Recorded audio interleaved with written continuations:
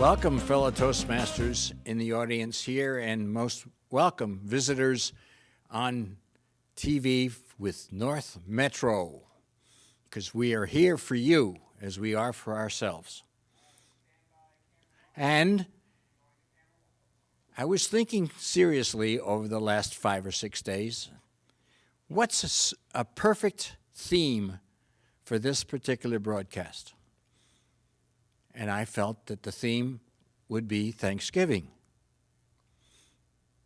And we have to work on a word of the day, too.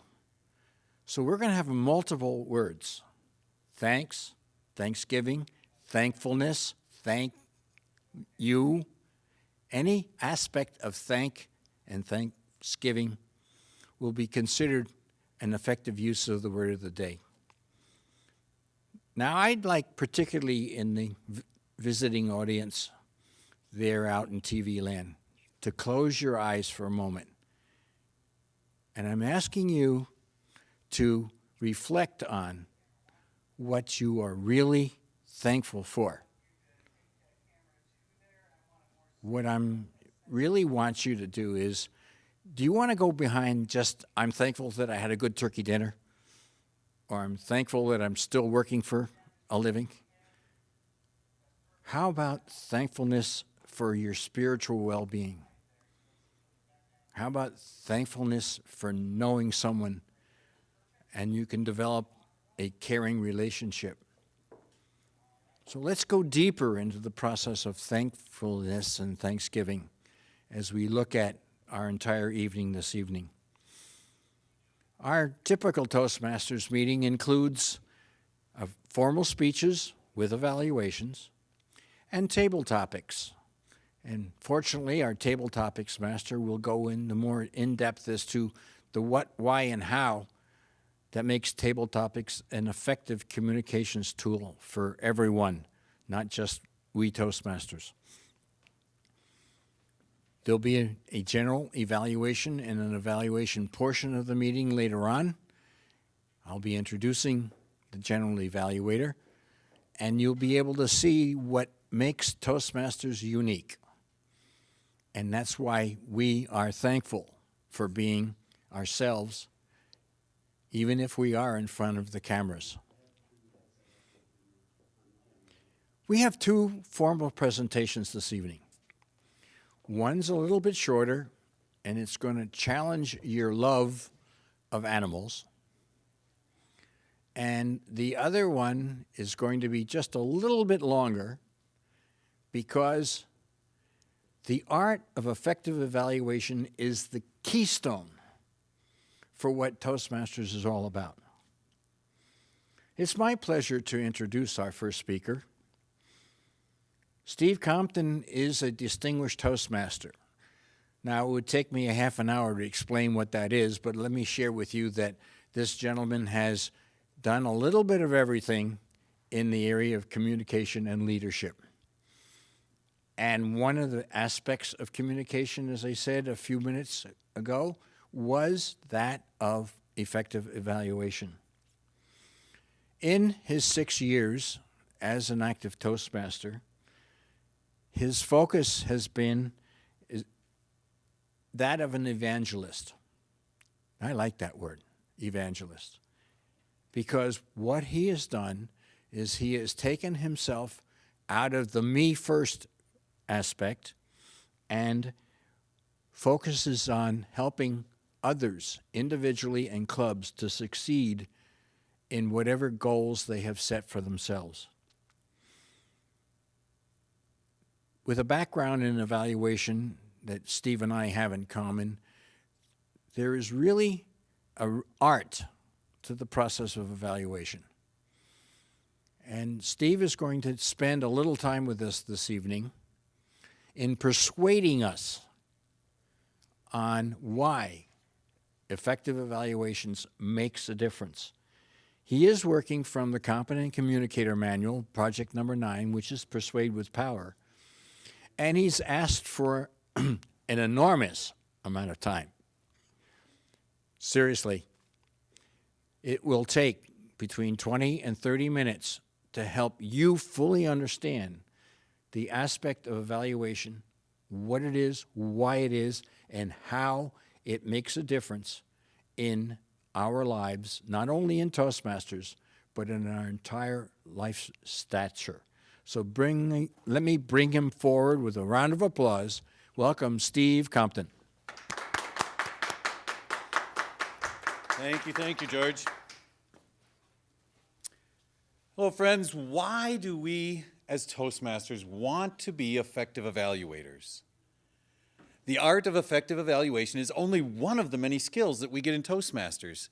Do you know most people would rather die than speak in public?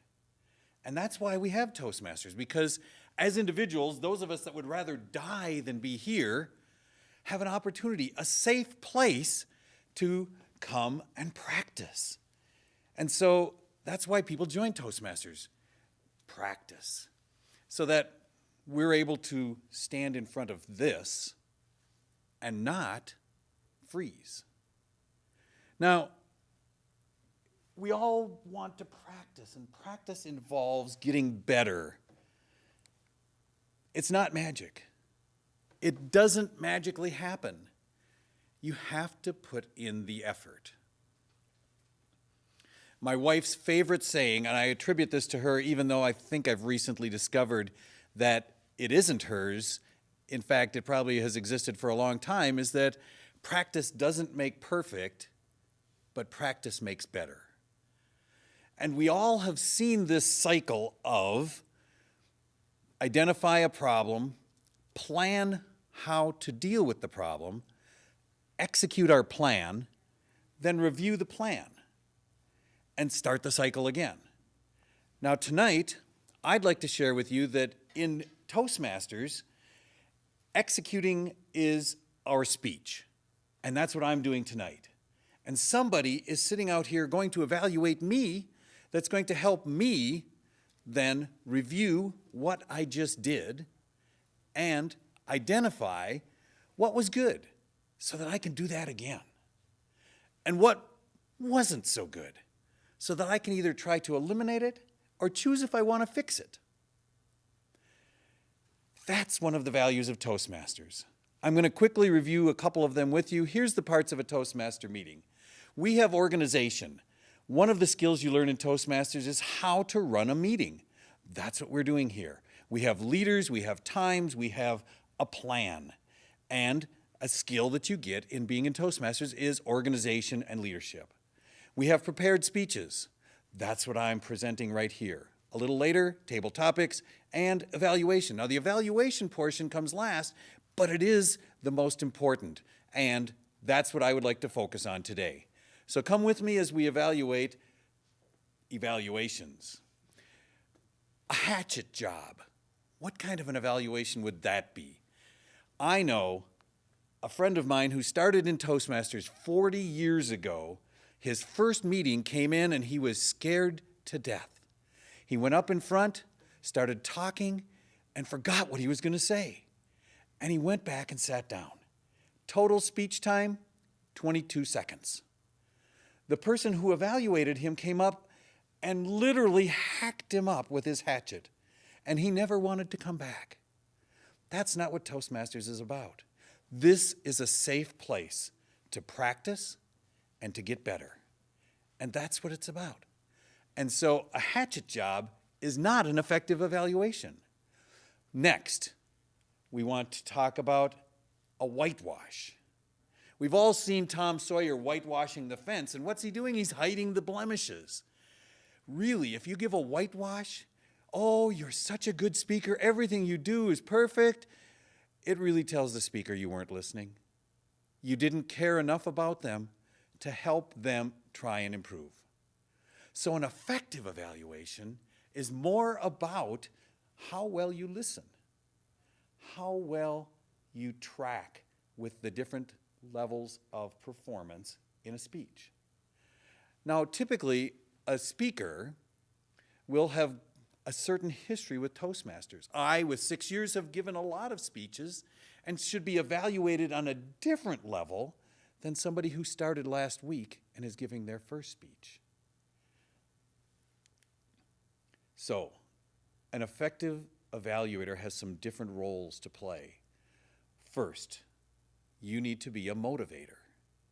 Second, a facilitator. And third, a counselor. And I'd like to spend just a little time talking about each of those before we go deeper into some of the specific skills that might make you an effective evaluator.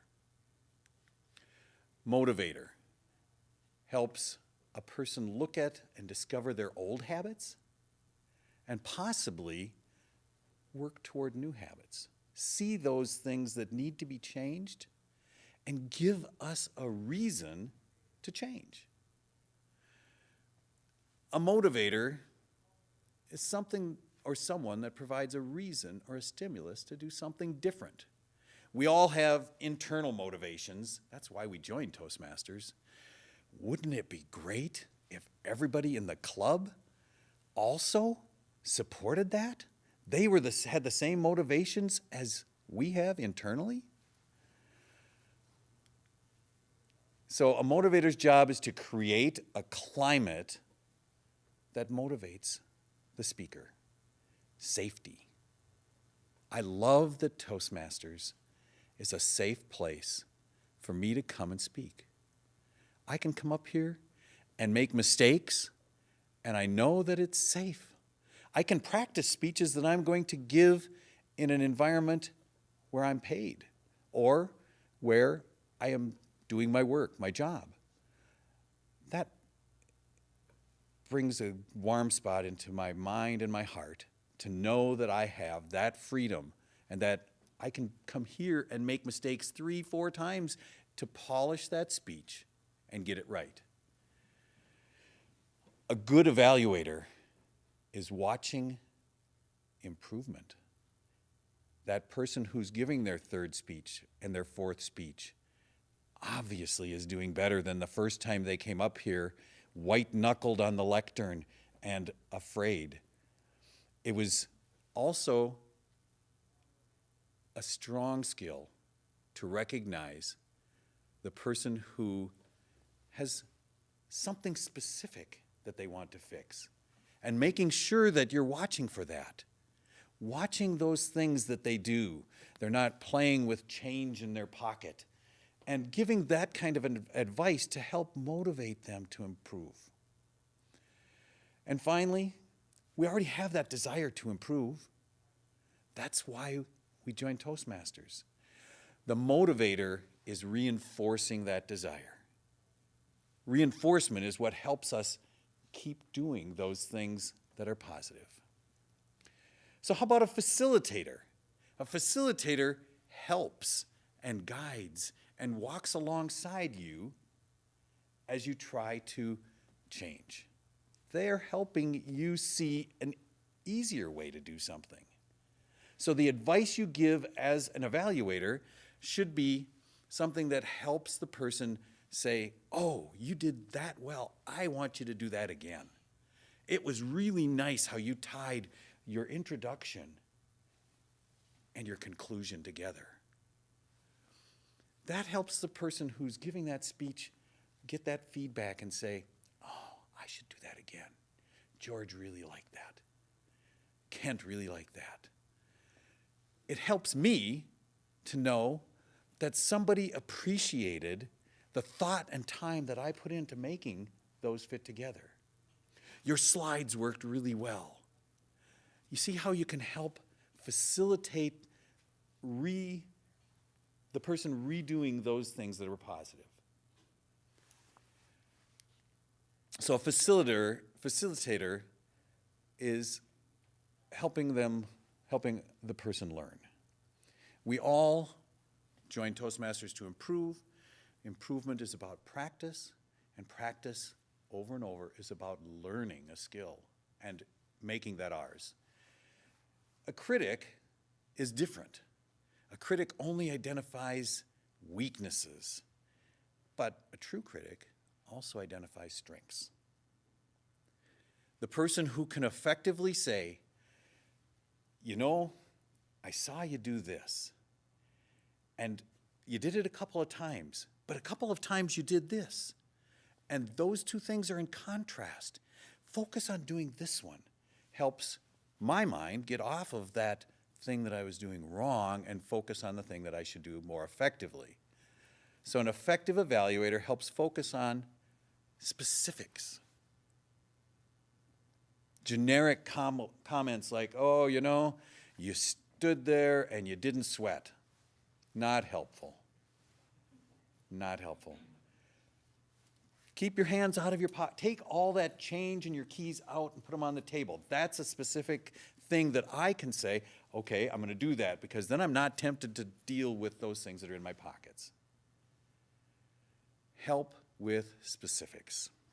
A good facilitator deals with specifics. Next, you have to be a counselor. And we all know what counselors are. Oh, you did a good job. Now, did that sound like I meant it? It didn't. That's not a good counselor. A good counselor is someone who cares enough about you. And I think what you'll find in Toastmaster clubs, the people that you work with do care about you. They care, A, because they're learning from you. Every speech you come and give brings value to that organization and to each of the people in that organization. Everything you say is something that potentially they could never have done or may never have heard without hearing it from you. And so there is a bond that develops. And especially if you give effective evaluations and hear effective evaluations, that bond strengthens, because the thing you're trying to get over, the fear of this thing, is what everybody's helping you do. So as a counselor, you're going to help the speaker feel better about speaking. There doesn't need to be any fear about this thing. Although most people would rather die than be up here, it's not that bad. Really, it's not that bad. There are far more reasons to be effective at speaking for your self-esteem and for the benefit to others than there are to be afraid.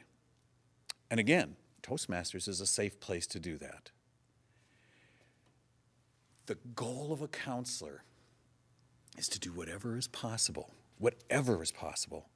to make sure that that person who gave that speech is going to come back up here and give another one, and another one, and another one. And that each time they're going to improve, even if it's one little thing. It's far better that as an effective evaluator, we give them 14 things they did well and one thing to improve, than to tell them, you did this wrong, and you did that wrong, and you did that wrong, and oh, by the way, your voice sounded okay. That's not helpful. So let's get into some things that are going to help out more specifically, I hope, with each one of you being an effective evaluator. We're working on self-esteem. The person who is comfortable in front of this mic, on this side of it, has to have some self-esteem. And we're building that up as Toastmasters by giving them effective evaluations. Okay, now to be specific, let's say you have to be genuine. You heard what happened when I wasn't genuine. Oh, you're so good. People see right through that. If you're going to be an effective evaluator, you have to tell the truth. But you can taint that truth by telling them the truth with care, with love. Recognizing the things they do right and not dwelling on the things they do wrong so much. You can watch for those improvements, because I guarantee you, practice does make better. And each time you give a speech, it may not get better every time, but over the long run, there'll be steps of improvement. And you know, it's not about value judgments. It's not about winning or losing. It's about helping. So there's 10 things I'd like to talk over with you. The first one is show you care. In this cartoon, I don't know if you can see the details, but The boss is giving an award to the lady, the pointy-haired boss is giving an award to the lady in the cartoon, and the award is something she can't use. He doesn't care. Actually, he says, nailed it. I'm the winner because I gave her something that she didn't want. That's not what we want. We want to give an effective evaluation that shows we care. And we do. Typically, we care a lot about the individual who's speaking. We want to help them improve. Second, make the evaluations fit the speaker. I love to hear things that I can do to improve. I've been practicing for a long time, and I've become a little bit effective in speaking, but I'm not perfect. And I love to hear the things that I can do to improve. I probably should have said, and I know that George told me this one time when I came up, fellow Toastmasters, esteemed guests, and I forgot it. I was going to do it today, and I forgot. But that's a way that I can improve, because that is a greeting that as a speaker I should be saying. Make it fit the speaker. Somebody who's giving that third speech, you know, the first speech is having the guts to get up and stand in front of the mic and talk about the thing you know best, yourself. The second speech you're organizing, and the third one you're trying to come up with some kind of a theme that you can. By the time you're getting to the fourth speech, all you're evaluating is those couple things. You shouldn't be evaluating them on how good their slides are and how well they use their body or how well they use their voice, unless that's something they've already practiced. Make it fit the speaker. Learn the speaker's objectives. As a speaker, I would love to hear, was my voice consistent? Did I use good vocal inflection? Was my body effective in the communications that I tried to do? The speaker, as an evaluator, you should be asking the speaker, what can I watch for you? They may not have anything, but as an evaluator, if you ask that question, you've given them the benefit of being able to share that with you. Listen actively, almost like you're that dog on point. What is he saying? What's next? What is she going to do? Watch carefully, because that perfect grain of knowledge that you want may get dropped and you'll miss it. Listen. Don't do the whitewash. Oh, everything was amazing. You're such an amazing speaker. Finally, personalize your language. Think of who you're talking to. Make it fit that person. I know that I ride bicycle, and there's certain terms that we use as bicycle riders that I would understand entirely, but others might not. And I don't drink coffee. And there's people who love coffee and would be able to talk about this great thing called espresso or something like that, which would have absolutely no meaning to me. So choose your words carefully. Make sure that they mean something to the person you're evaluating. Next, think about the communication. In this case, the one person has got the opportunity to design a billboard, and he didn't think about the fact that when you're designing a billboard, you have like 2 seconds of audience attention, so he created all of this text, which is useless, and that's what we want. The communication that we're giving to the evaluated person should be personalized. We care about them. You want to give an evaluation that helps them and lets them know you care. And positive. Caught you being good. You nailed it. If they did something really, really well, make sure you point that out. In fact, maybe a couple of times. People can take criticism and advice as long as it's not the only thing you give them. If it's couched with true compliments, it makes it a lot easier to say, you know, you're right. I could do better on that. But I sure appreciated the fact that you caught me doing really well on those things that I did want to improve on. Next, help the speaker become motivated. It isn't impossible.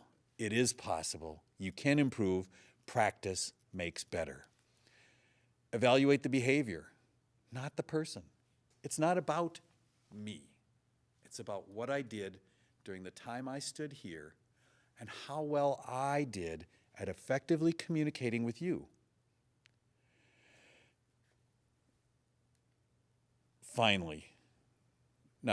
Next to finally, nourish their self-esteem. Help them to fly. We want them to succeed, to be successful, and to fly. As speakers, to be unafraid and to be effective in what they say, what we communicate, and how we do it. And those skills are all practiced and improved up here. Show the speaker how to improve. Sometimes you can say, this is how you should do it, but even better, walk along with them. Show them how to do it. You know, if you came up here and instead of standing back so far from the microphone, if you stood right up here, the vocal variety, the dynamics that you put into your speech would be better recognized. When you whispered, people would get it. When you spoke loud, they'd get it. But if you're standing way back there, all we get is a little bit. So show, not only tell, how to improve. Of course, I've made it sound like it's all on the evaluator, but it's not. Those of us who are speakers, we have to do our part. We have to make sure that we get the information about our speech to the evaluator early so that they can read up a little bit on it, know what it is our goals are, what the goal of the project is, and they can, that's our part of the process, and they can be prepared with the right thoughts and how to evaluate it. And we need to practice too. We need to come prepared to do the speech that we were planning to do. Practice does make better. It doesn't make perfect, but it does make better. So I challenge each one of you to practice evaluations. Practice communicating in such a way that the self-esteem of the speaker will be raised up and that they'll want to come back up here and speak again. Mr. Toastmaster.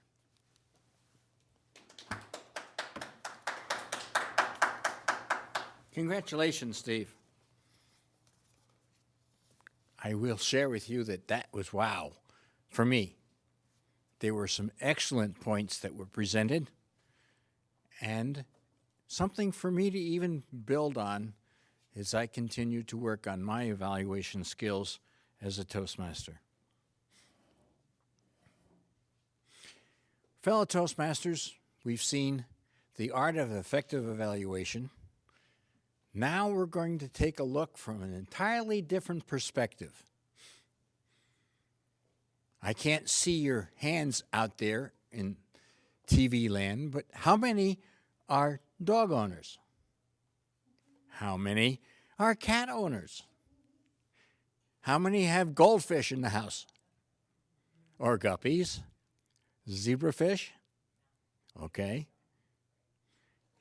Our next speaker is Dan Nelson. He is considered unofficially an expert. And I say that unofficially because it says here he owns 2 Labrador retrievers. He's owned a dozen breeds, which includes Pit Bull, Beagle, Springer Spaniel, Cocker Spaniel, Papillon, Rat Terrier, Jack Russell, Border Collie, a Sheltie, and a Great Dane, plus a few mongrels. He even dog-sat a poodle once upon a time. So for the man who really wants to tell you which is the best dog alive, filling the obligation of speech number 5, Your Body Speaks, in the Competent Communicator Manual, speaking for 5 to 7 minutes, Let's give a warm welcome to Dan Nelson, the best dog alive.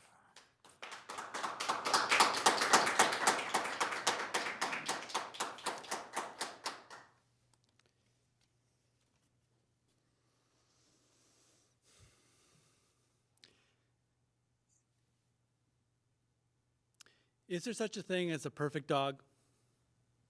Mr. Toastmaster, fellow Toastmasters, and viewers of North Metro, of course not.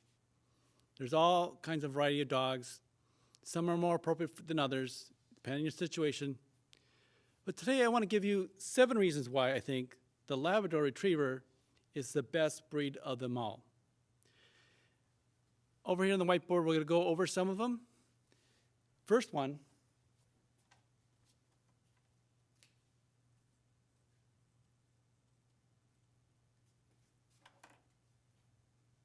they're bouncy and fun. You may ask, what do you mean by bouncy? Well, when it comes time for feeding with my black lab, if I tease him a little bit, he'll just jump up on his front paws and he'll bounce around. And my yellow lab, when he wants to go out, if I don't open the door right away, he's jumping up on his front paws, just trying to get anxious to get outside. So they're very bouncy and they're very fun. They love to play fetch. My yellow lab, he'll play fetch anytime. If you throw a ball, he'll bring it back. And the nice thing about it, he'll actually bring it back to you and drop it. I've had dogs where you throw it, they'll come back, but they won't give you the ball back. It's just a race, just try to get it out of their mouth. Unlike the lab, he'll drop it at your feet and it'll allow you to throw it again. If there isn't a ball, he'll find a stick, he'll find anything, frisbees, anything. Labs are great and a lot of fun.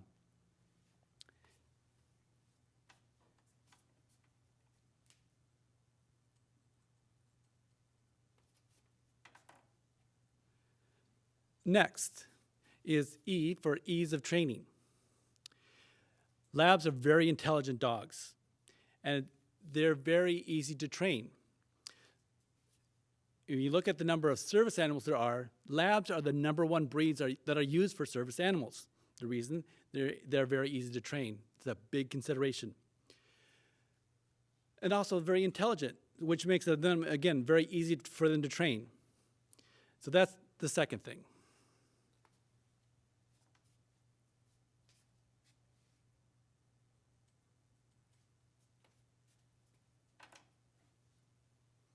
Next, labs are very sweet and lovable. Even though they're not small dogs by any means, they're not huge dogs either. And they can be very cuddly. My yellow labs generally lies on the carpet and the floor at my bedroom at night. Once in a while, he comes up on the bed, foot of the bed, but they're very companionable, very cuddly. They're not a standoffish dog by any means. They want to be with you and be around with you. So they're very sweet and lovable.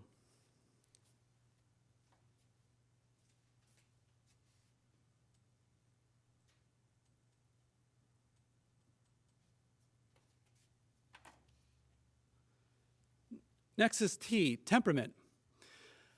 They aim to please. You look at the lab, and it's no mistake that with the AKC, the number of registrations for labs are twice as many as any other dog.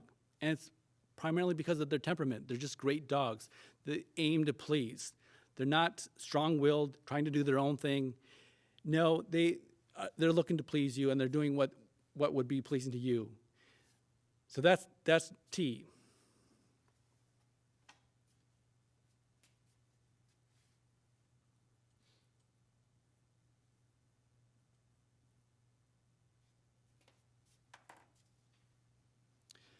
Next is D, stands for dependable. You can count on them no matter what. The nice thing about them, they have coats. They allow them to swim, and even though the water is cold, they'll go ahead and swim. So they're a great dog for hunting and being outdoors. You can have, if you're shooting birds, pheasants, or ducks, they'll grab the bird back and bring it back, and they're very gentle as far as how they bring it back. In fact, it's interesting that I read that a lab can carry an egg without breaking it. That's how gentle they are as far as when they're carrying things. So they're very good from that standpoint. You can depend on them. They never get tired. You can always count on them to be up and willing to go.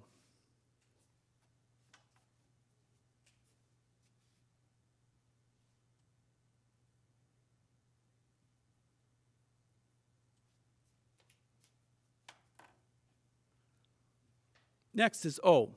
They're obedient. They are very willing to obey in terms of when commanded. A number of times my yellow lab would be in the bedroom with my wife, and she'd get tired of it, and she'd say, "Dan, call your dog." And the dog, I say, "Jazz," and he comes running and comes to me, responds to me right away, and figures out, "Oh, what is it you want?" He's there again. He's there to please. Very obedient.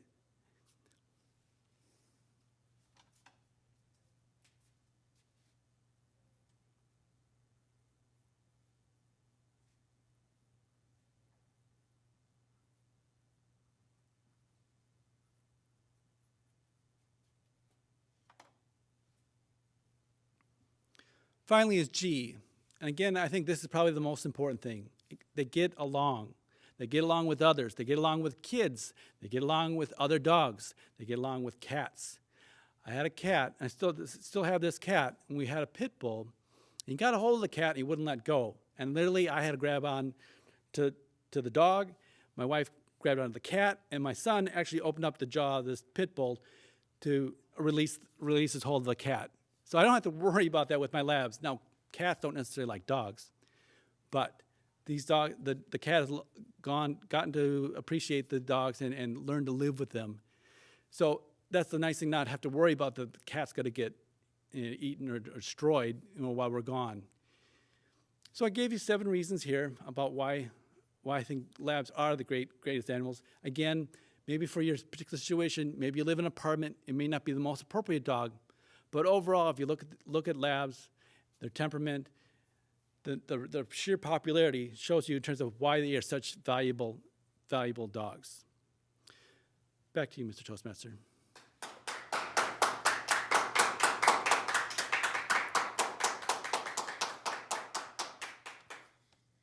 Thank you, Dan. My first dog was a boxer, Marmaduke.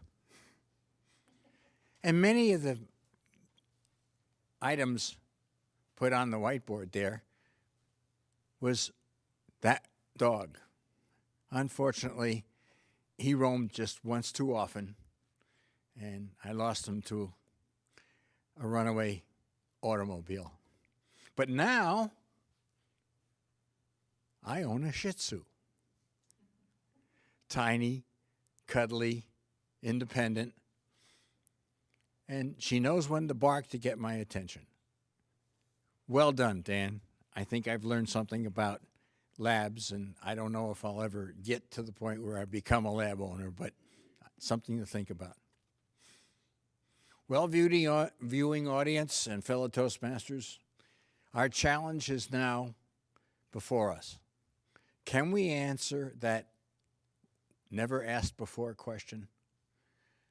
I'll introduce our table topics master, and she will get us set up to prepare to answer those unanswerable questions. Teresa Fain, please come forward.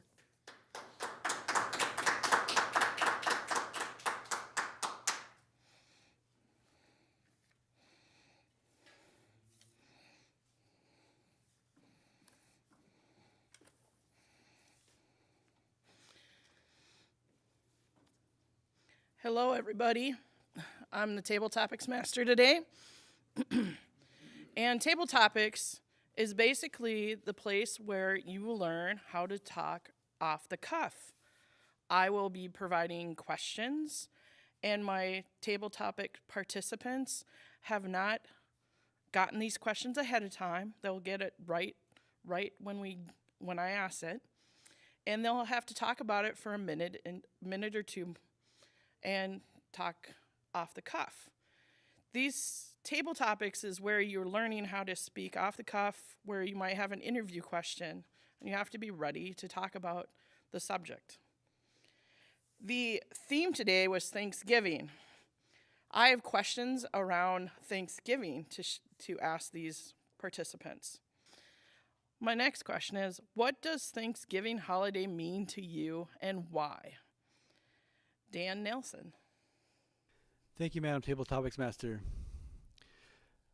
I think of Thanksgiving, and really I think it's just one day that represents what your attitude should be 365 days a year. And that's the idea of being thankful and being grateful for what you have. If you really want to be happy, you need to learn to be grateful. And there's actually correlation between the two. So the way to be more happy is to be more grateful. I think Thanksgiving is just a good representation of that, a reminder for us. And we need to do it not just one time a year on Thanksgiving, but we should do it all the time. But I still think it's helpful to have that one holiday where we think about and talk about what we're thankful for. This Thanksgiving, I had I adopted a son, and he had his biological mother and her son with us for the holiday. And we talked about things that we were thankful for. And it was just nice to hear what everyone was thankful for. People were thankful for different things, for family, for the ability to get together. And I just think that Thanksgiving is just a great time just to be able to reflect upon that, reflect upon what our blessings are. And we really do have a lot of blessings. And that's something that we shouldn't forget. And I really like the fact that Thanksgiving in general has retained the meaning of what it's all about. It's not been turned into some kind of commercial holiday. But indeed, it is something that the first pilgrims were thankful that in terms of what the bounty that they had, and they will survive. And again, we're thankful for the things that we have and in our lives. Back to you, Madam Table Topics Master. Thank you, Dan. Third question I have is, if you had no limit on money or where you can go, what would you do or what would you do for your next Thanksgiving festival party? George Della Duca. What a deep question, Madam Table Topics Master, fellow Toastmasters. The first thing that popped into my head was that, I'm a grandfather of 27, and 2 weeks ago I became a great-grandfather for the 8th time. So if I had all the money, I would find a mutual place somewhere in the United States that would be compatible for my 8 children and all of the grandchildren and great-grandchildren to gather around the table and have a ball. Where could that possibly be? Well, 3 of my children live in Florida, but I don't think the Ohio family likes the idea of Florida. Some of my children live in California, but that not be thankful enough as far as gathering and spirituality. So my greatest challenge would be finding a spot that would be appropriate to bring everybody together just one more time. I remember that last Thanksgiving dinner when I was first married with the family in New Jersey, and that reflection has been always in my mind. I would like to recreate that with my extended family. Madam Table Topics Master. Thank you, George.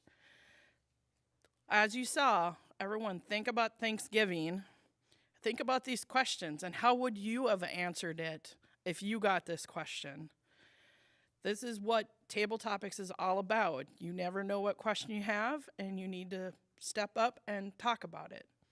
I'm going to relinquish control of the lectern back to our Toastmaster today, George Della Duca. Thank you, Teresa. Gee, I hope I wasn't too easy on her with the theme of the meeting. I know that all 3 questions were challenging to me, and not sure how I would have answered any of them. But I was only put on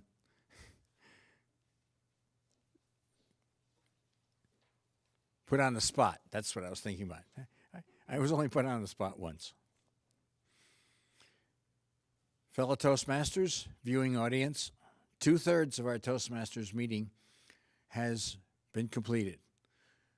But in my opinion, and I think I can have Steve Compton echo that also, the most important part of our Toastmasters gathering this evening is how well did we handle our communication skills at this point in time. It's my pleasure to introduce our general evaluator who will share her general evaluation comments, receive help from 2 individual evaluators, and fill in a few other neat details of time and the use of the word. Please come forward. Toastmasters, Sue Thomas.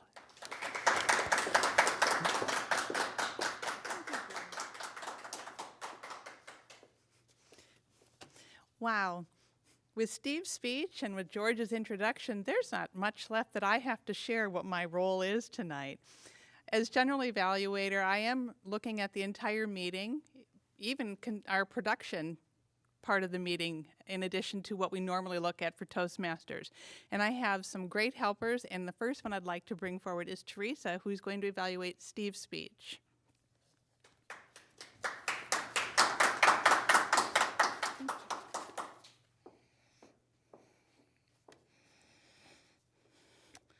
Madam General Evaluator, fellow Toastmasters, Steve, you are working out of the Competent Communicator book, project number 9, Persuade with Power.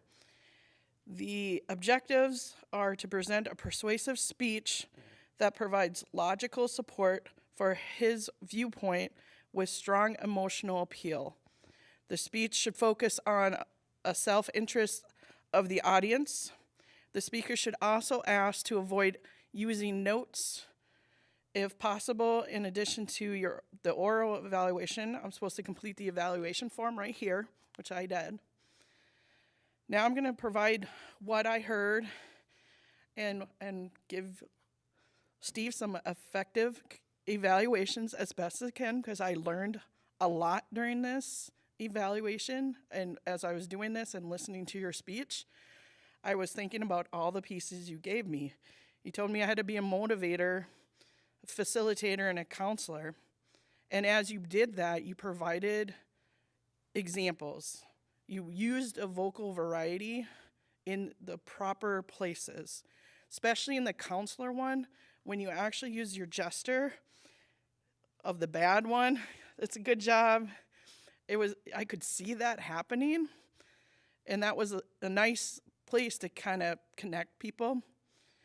I wish in a couple of the other places on the motivator, how do you motivate? It's a little tougher situation, and your example was more general, and it would be nice to have more specific, like maybe pull something out of your portfolio of like, this is a motivation one that I got, and use that a little bit more, because a couple of your examples were more general, and it would be nice to have something more specific. Especially in the example when you were talking about the bicycle and the language jargon, because I can talk to somebody about supernatural and then something, and no one would understand what I'm talking about. So I totally understand what you're talking about there, but this is where specific examples really help. You used a lot of quotes. I denoted evaluations, hacked him up. That was kind of scary at first. Tell the truth with love. Did a great job when you went finally and you weren't on number 10 with all those tips. Those tips were great, but then you realize, wait a minute, I'm not on number 10 yet. I got to readjust. You did a great job there. I noticed and heard some you-knows. You did have 4 you-knows when I was counting them. 2 actually made sense where they should have been, and 2 I don't think you need. So you just got to figure out how to limit those. Otherwise, the other piece is with the mic. You did move back, but I noticed like your voice would get louder. So I think that helped. Hopefully we'll find out and see if the mic still caught your voice. But you like to move, which made it more believable and more trustworthy. So great job, Steve. And I'll return the lectern back to our general evaluator, Sue Thompson.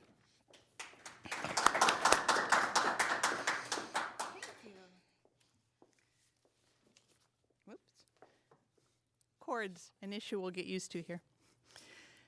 I'm going to evaluate Dan on his speech, Lab's the best dog ever. Dan's speech was from the Competent Communicator. It's Your Body Speaks, and he was to speak 5 to 7 minutes.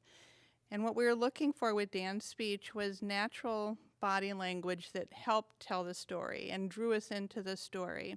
And the first thing I want to say as a fellow dog lover and someone who does a lot of dog photography, your manner in general, Dan, is the perfect energy to go with being a dog owner.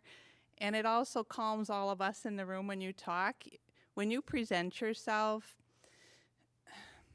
you engage the way you look at us. You just engage us immediately with your eye contact. And your body is so open and relaxed. And there's no one that I can't imagine anyone who wouldn't just feel calm and safe and ready to hear what it is you have to say when you come up and start talking. You never seem tense. You just always seem so relaxed, and your message is clear.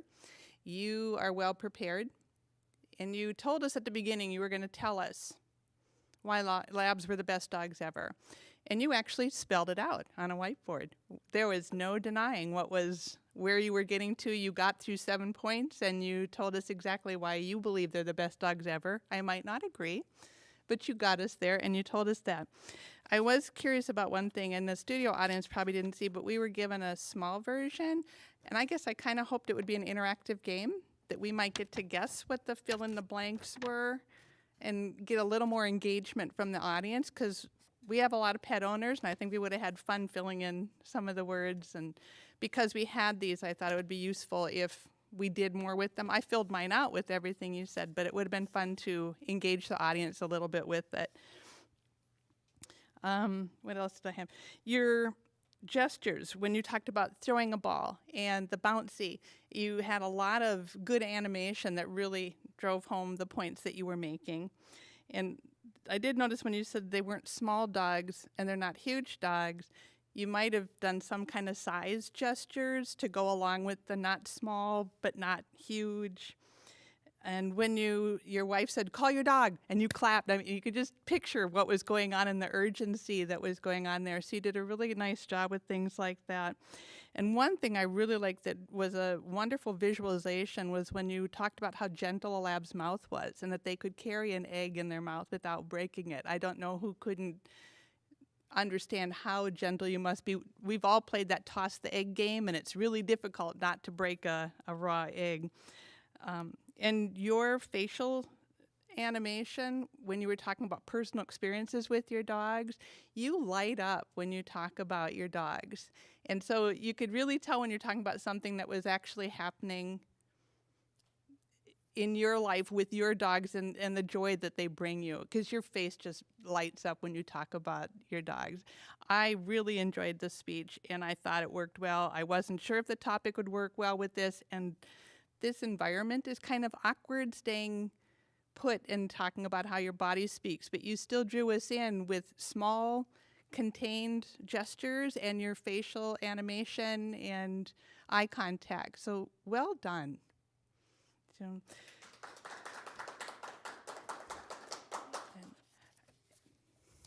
Dan, could I just get the times from you?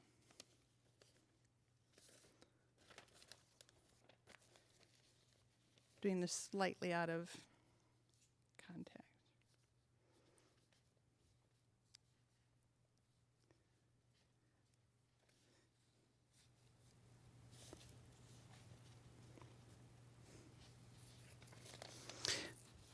We didn't have a timer tonight. I am still going to give the times for the speeches, and I'm just waiting on 2 of our times.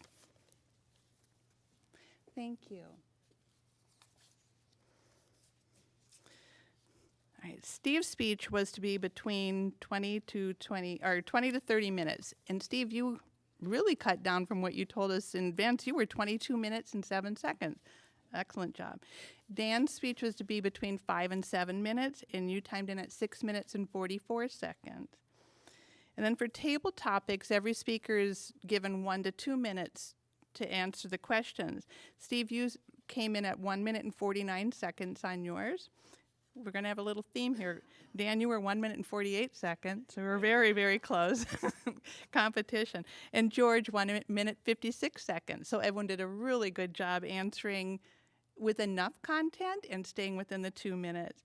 And evaluations of the speeches were given 2 to 3 minutes to sum up our thoughts about everyone's speeches. And Teresa, you took 3 minutes and 22 seconds.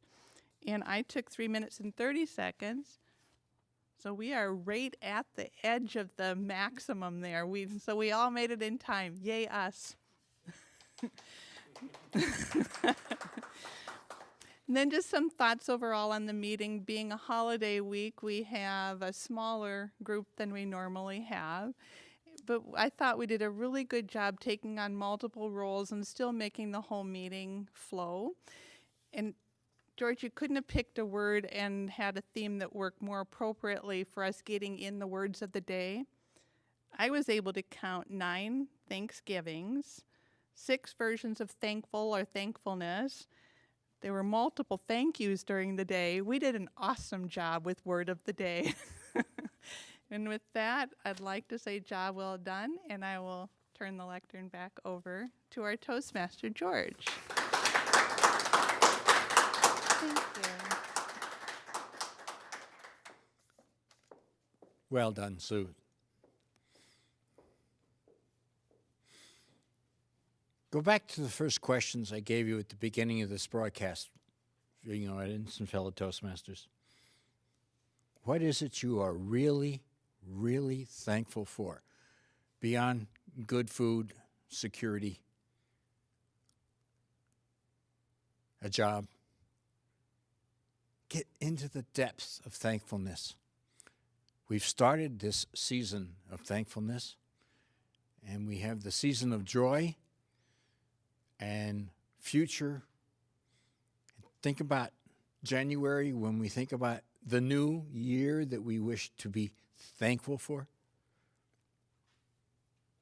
It's our pleasure as Toastmasters here at Norton Metro to share our thankfulness as we did tonight, and to ask each and every one of you to go back and reflect on your understanding of what you're thankful for and how you can live that thankfulness for the rest of your lives. From all of us at Toastmasters Live here at North Metro Studio 15, may the rest of your thankfulness be the best of your thankfulness. Good night.